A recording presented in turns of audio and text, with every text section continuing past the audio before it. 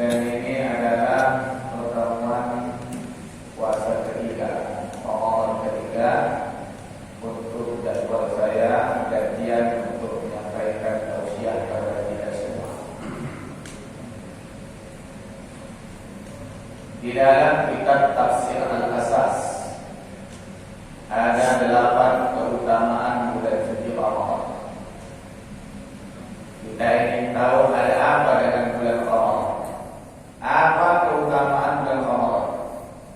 Nah, dalam kitab itu sangat baik. Beliau menguraikan 8 keutamaan bulan suci Ramadan yang mesti diketahui oleh umat manusia. Di antara 8 itu yang pertama adalah Ramadan disebut dengan syahrul ibadah. Adalah bulannya ibadah. Bagaimana Allah menyebutkan dalam Al-Quran tentang ibadah dalam surah Al-Zariyat ayat 56. A'udzu billahi minasyaitonir rajim wa ma khalaqtul jinna wal insa illa liya'budun. Dan tak akan kuciptakan jin dan manusia melainkan untuk beribadah menyembah kepada Allah. Ibadah ini sebagaimana yang dikatakan oleh Syekh Ali As-Sabri, al-ibadatu fil Islam salasatu anwa'. Ibadahnya ada 3 macam. Ada yang disebut dengan ibadatul badaniyah, ada yang disebut dengan ibadah badan. Nah, inilah seperti salat, baca Quran, itu namanya adalah ibadatul badaniyah. Ada pula yang kedua adalah ibadatul maliyah, ibadah yang ia didasari oleh harta. Itulah seperti berinfak, bersedekah, wakaf. Ini adalah ibadatul maliyah. Ada pula ibadah ini ibadatul jami'atul bainal badan wal mal. Ada ibadah ini penggabungan antara harta dan badan. Harta itu habis, badan itu berjuang dalam ibadah itu. Itulah ibadah haji dan umrah. Harta habis untuk jalan Allah, badan ikut berjuang. Disebutkan dalam riwayat, wa yunadi munadi, ketika datang bulan suci Ramadan, maka para malaikat akan menyeru dengan kalimat wa yunadi munadi. Para menyeru itu menyerukan kepada penduduk bumi, ya baghil khair aqbil, wa ya baghil syarr aqsim. Wahai orang yang menginginkan kebaikan di bulan ini, mari kamu menghadap ini bulan.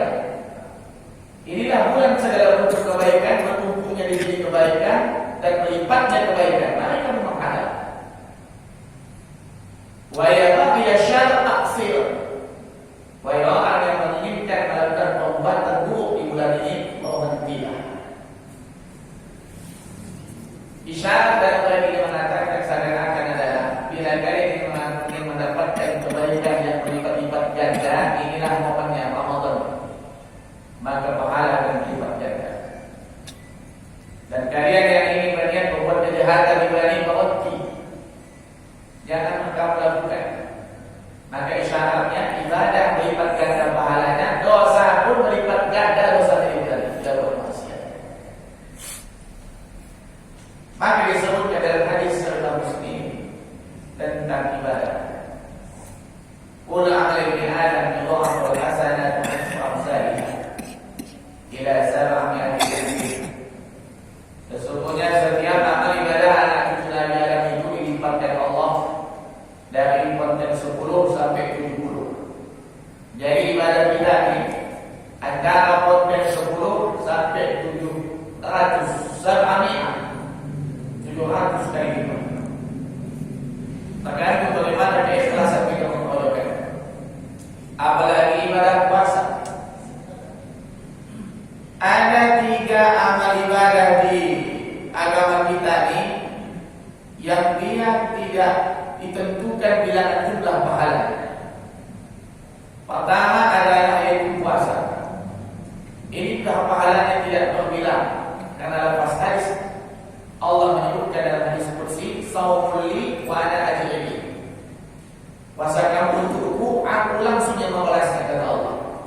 maka ini tidak diketahui berapa jumlah hitungan bilangan ibadat pahala puasa tanpa batas, karena Allah langsung yang membalas. Tergantung bagaimana kita melaksanakan puasa kita. Yang kedua adalah sabar. Innama yuwaffas sabiruna ajruhum bighairi hisab. Sesungguhnya akan dicukupkan pahala orang sabar dengan pahala yang tanpa batas. Maka pahala sabar tak terhilang. Maka sabar itu berat, ringan di lidah, berat dilakukan. Kalau di mulut ringan, sabar mereka. Tapi dilakukan berat. Sehingga saking beratnya nanti ada orang mengatakan kau sabar dan tak kau yang tak penuh. Tak kau ini, maka usah dengan sabar. Karena kita buat tadi. Yang ketiga adalah yaitu mudah memaafkan orang. Tiga amal ibadah ini tanpa batas tak terbilang. Selain itu, lipatannya antara 10 sampai 700. Amal ibadah kita berlipat ganda. Bahkan dalam satu riwayat menyebutkan ibadah sunat di bulan ini dikerjakan itu sebanding dengan seperti pahala ibadah wajib. Maka kita dituntut untuk memperbanyak amal ibadah sehingga adalah bulan ibadah. Di antara yang paling kita ditentukan untuk banyak ibadah adalah sedekah. Dan disebutkan dalam hadis yang terkini Abdul Sadaqah fi Ramadan. Utama sedekah adalah bersedekah di bulan suci Ramadan. Besar pahala bersedekah di bulan lain tidak sebanding pahalanya dengan bersedekah di bulan suci Ramadan. Besar pahala bersedekah di hari Asyura, lebih besar pahala bersedekah di bulan Ramadan. Besar bersedekah di bulan lain, Sa'bankah, Rajabkah, maka lebih besar pahala sedekah tersebut di bulan suci Ramadan. Maka sebaik-baik bersedekah adalah bersedekah di bulan suci Ramadan. Maka ada kala ulama mengatakan khairu ma nafa'aka. Sebaik-baik kepemilikan adalah bila yang kita miliki itu bermanfaat bagi diri kita. Bermanfaat untuk investasi kehidupan akhirat, wal akhiratu khairul laka minal ula. Begitu juga Nabi menyebut dalam hadis yang lain, man aftara sha'iman kana lahu mislu ajri wa la yanqusu min ajri sha'imi syai'.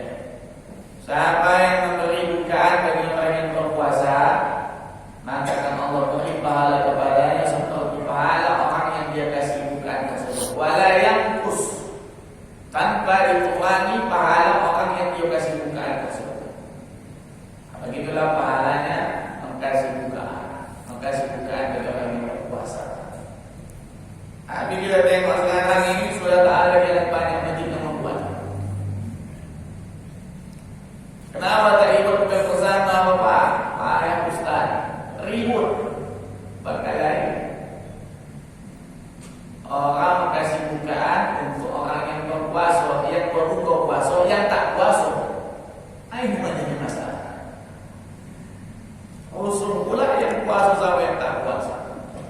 Puasa cakap, jangan ada dulu kamu, puasa dulu buka. Datang dia bercakap, tahu pun betul-betul. Dan banyaknya dalam PKM mengganti rantang orang. Apa tidak? Ini kan rantang ni kadang ada orang solat maghrib berjamaah, tengoknya banyak kue ini, dipinjamnya rantang tersebut, kemudian nanti dibalikkan, dibawa ke rumah, terus lupa kembali.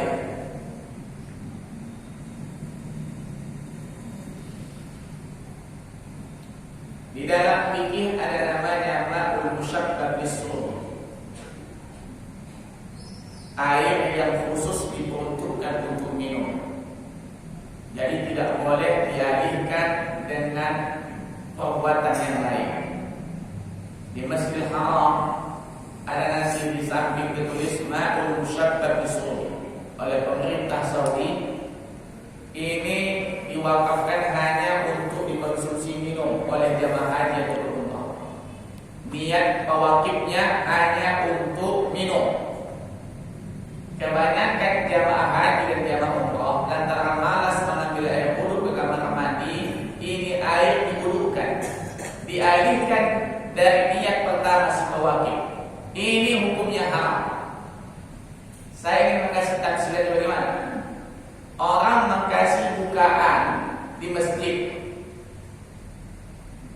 Maklum dan makruh itu biasa kalau orang mengkasih bukaan untuk orang berbuka di masjid. Untuk orang berbuka di masjid. Dibawa ini makanan ke rumah, haram. Karena niat makruh dan maklum kita tahu bahwa orang mengkasih bukaan ke masjid untuk orang berbuka di masjid. Itu terikat niat tersebut. Datang orang kita ni kadang tidak dibawa kau. Datang orang mengatakan, apa timbang mubazir Ustaz? Banyak membludak. Takut tak makan, tak habis mubazir Ustaz. Kalau takut mubazir, bawa suku sakat anak awak, bini awak makan di masjid. Bukan dibawa ke rumah keluar dari masjid. Karena kita terikatnya niat bahwa orang mau kasih bukaan untuk orang yang berbuka di masjid. Inilah yang menjadi masalah kebanyakan kita di negara. Dibawa ke rumah. Pada itu perbuatan haram. Makanan itu tetap halal. Perbuatan kita yang memindahkan dari satu niat si bersedekah ke tempat yang lain. Padahal niat dia untuk orang berbuka di masjid. Dan awak berbuka di rumah, awak bawa makanan kita.